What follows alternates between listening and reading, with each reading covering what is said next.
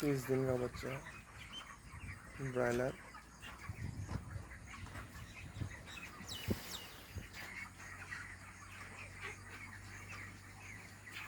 देख सकते हैं सर्दी लगा हुआ है।